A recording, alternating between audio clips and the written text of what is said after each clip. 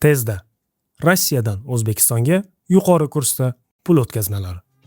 Butun umr qo'shnisiga yuqoridan qarab kelgan. Keyin esa qiyinchilik paytida qo'lida chimodan bilan o'sha qo'shnisini eshigini sekin taqillatgan odamni hech ko'rganmisiz? Mana bugun aynan shu haqida gaplashamiz. Rossiya. Birovlar gaz va neft bilan taniydigan, boshqalar esa aroq va ayiqlar bilan bog'laydigan mamlakat.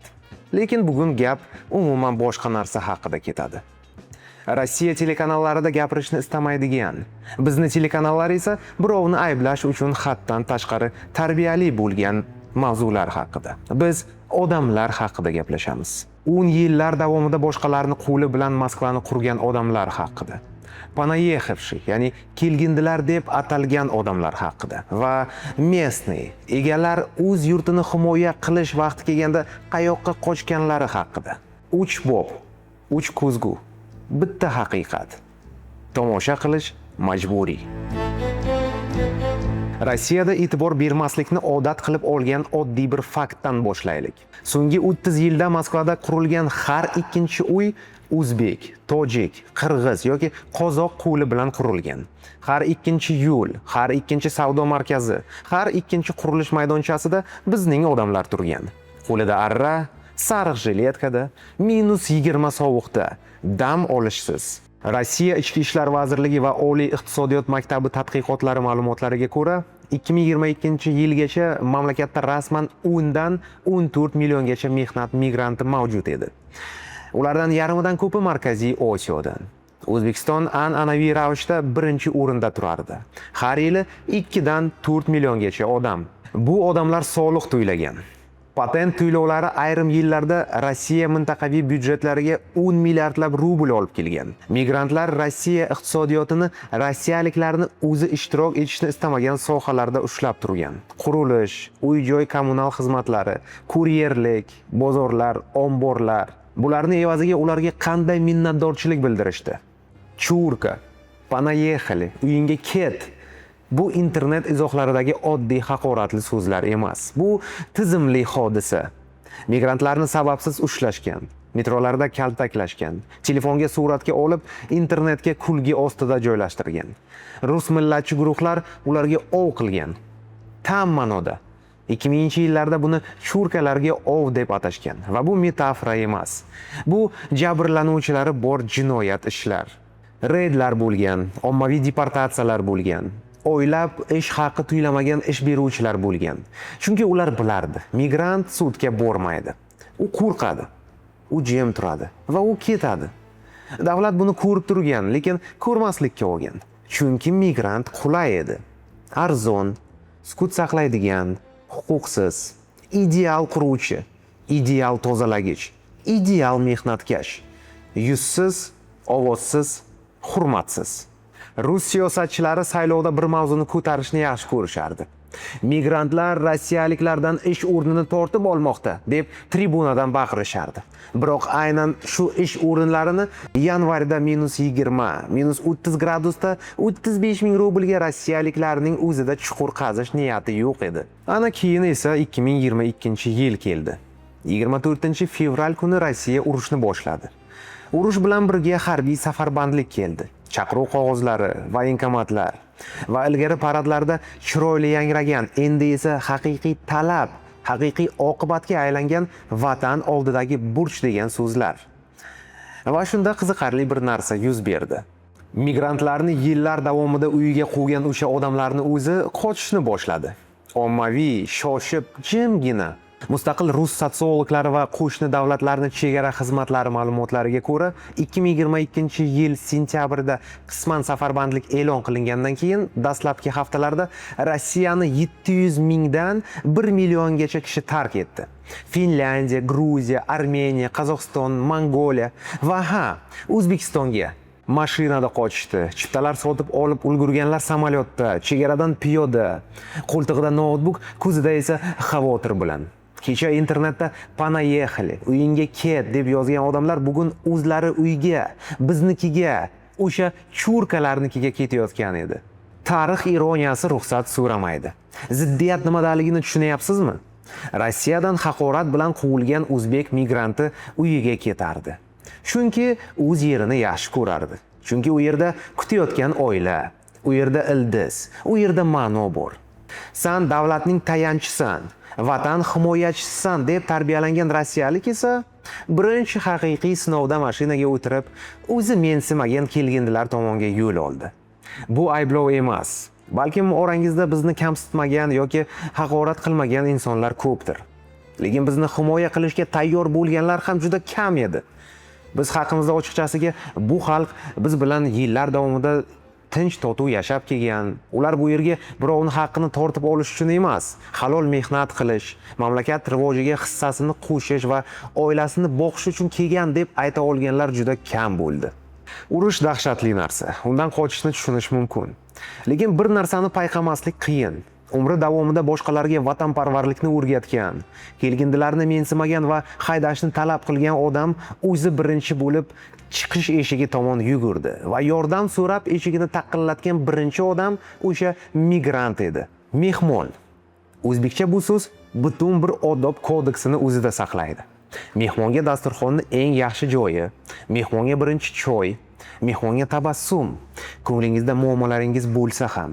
Xo'sh, 2022-yildan keyin rossiyaliklar O'zbekistonga kela boshlaganda biz ularni har doimgidek aynan shunday mehmon sifatida kutib oldik. Chegarada xo'rlash navbatlari yo'q, reydlar yo'q, uyingga ket, oqquloq degan so'zlar, panayexali degan plakatlar yo'q. Faqat xush kelibsiz. Mana uy, mana kafe, mana coworking, bosh lavozimdagi ish joylar, joylashib oling. O'zbekiston Davlat statistika qo'mitasi va Ichki ishlar vazirligi ma'lumotlariga ko'ra, 2022-yil mart oyidan boshlab mamlakatga kirgan rus fuqarolar soni keskin oshdi. 22-yil oxiriga kelib, O'zbekistonda rasman ro'yxatdan o'tgan rossiyaliklar soni 10 minglarni tashkil etdi. Qisqa muddatli tashriflarni hisobga olsak, real raqam bundan ko'p marta yuqori. Siz ehtimol Toshkent rossiyaliklar kelgandan keyin qanchalik o'zgarganini sezmay qolgandirsiz. Kvartira ijaraga olish, qayerda ovqatlanish, hujjatlarni rasmiylashtirish va umuman Toshkentda qanday yashash bo'yicha o'nlab Telegram kanallar va YouTube bloglar paydo bo'ldi. Shahrimiz va madaniyatimiz har doimgidek yangi mehmonlarga juda tez moslashdi. Biznes yangi talablarga moslashni boshladi.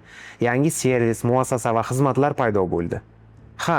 Talabni keskin oshishi tufayli ko'chmas mulk va ijara narxlari jiddiy ko'tarildi. Bu esa ko'plab mahalliy aholiga o'z ta'sirini o'tkazmay qolmadi. Ammo shunga qaramay siz bizda o'z uyingga qaytib ket degan ommaviy shiorlarni, kelganlarga nisbatan ta'qib yoki ov qilish kabi holatlarni deyarli uchratmaysiz. Barcha murakkabliklarga qaramasdan odamlarni ko'pchiligi yangi qo'shnilarni shunchaki qabul qildi va o'z hayotini davom ettirmoqda. O'zbekistonga kelgan travel blogerlarni roliklarini ko'rganmisiz? Ko'ring. U yerda hamma ssenariy bir xil. Bunday mehmon do'stlikni kutmagan edim. Hech kimdan so'ramagan bo'lsam ham meni mehmon qilishdi. Bu yerda men uchratgan eng mehribon odamlar yashaydi. Va bu tasodif emas. Bu turizm strategiyasi ham emas. Bu xarakter. O'zbek mehmonni yomon qabul qila olmaydi.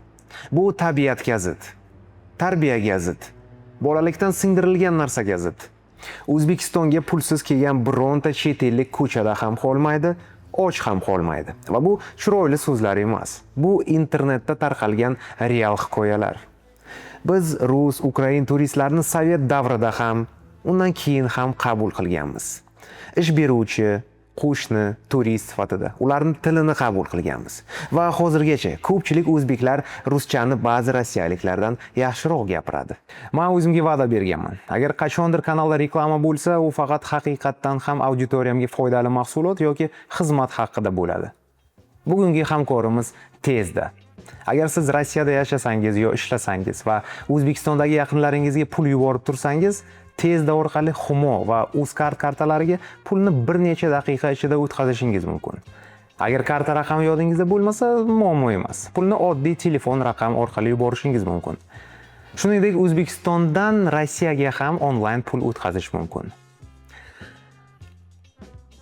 Banklarga ortiqcha pul to'lashni va 2 karra konvertatsiya uchun ortiqcha xarajat qilishni bas qiling. Agar O'zbekistonga zudlik bilan pul yuborishingiz kerak bo'lsa, Tezda ilovasini yuklab oling. Tezda, rasmiy va ishonchli. Endi esa videomizni davom etamiz. Lekin allaqachon aytilishi kerak bo'lgan bir gap bor. Kelganlar orasida bizni mehmondo'stligimizni cheksiz erkinlik deb qabul qilganlar ham topildi. O'zbekiston yoqmasligi haqida roliklar oladigan blogerlar paydo bo'ldi. Kiyinishimiz qanday g'alati, odoblarimiz noto'g'ri, an'analar eskirib qolgan. Bir bunday rolik prosmotrlar to'pladi va ana bir zumda kommentariyalarda rossiyaliklar o'zbeklarga O'zbekistonda to'g'ri yashashni o'rgatishmoqda. Bir daqiqa.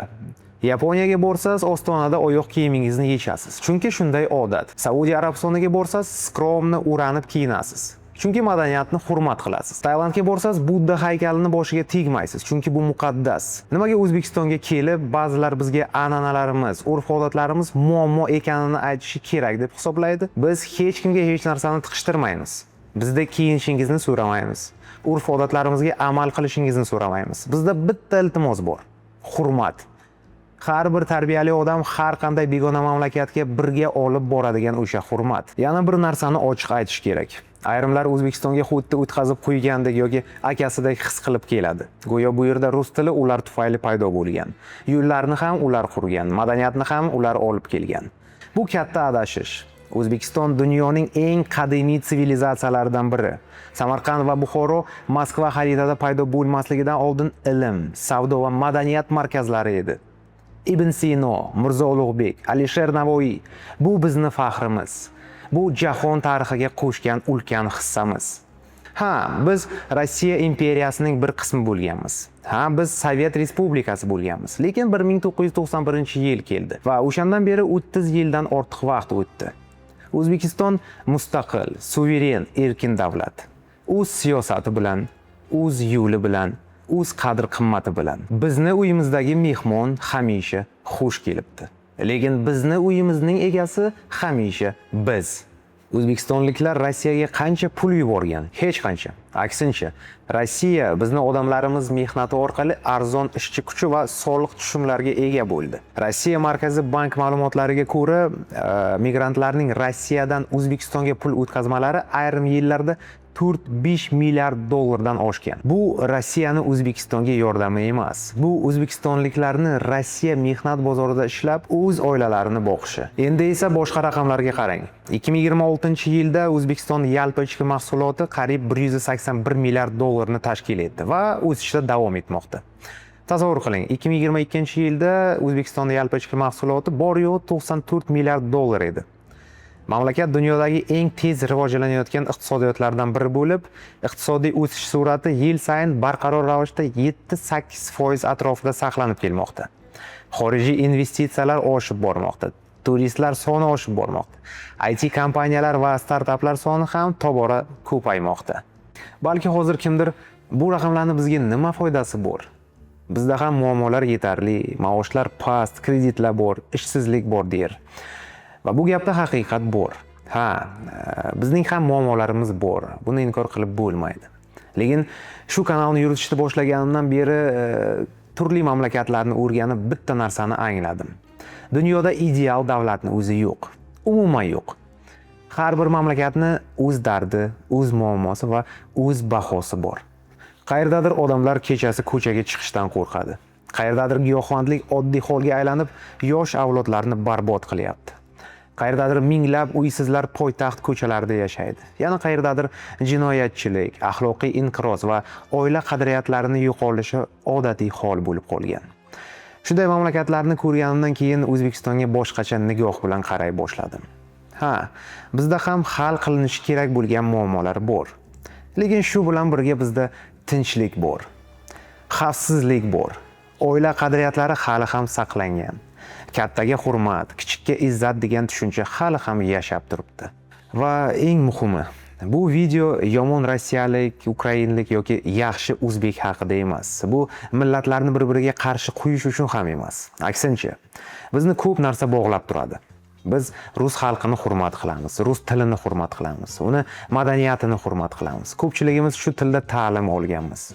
Ota-onalarimiz rus, tatar va boshqa millat vakillari bilan birga o'qib, ishlab, do'st bo'lib yashashgan. Bu tarixni ham, bu xotirani ham hech kim inkor qila olmaydi. Lekin haqiqiy do'stlik bir tomonni ikkinchi tomondan ustun turishiga emas, o'zaro hurmatga quriladi. Bugungi O'zbekiston mustaqil davlat.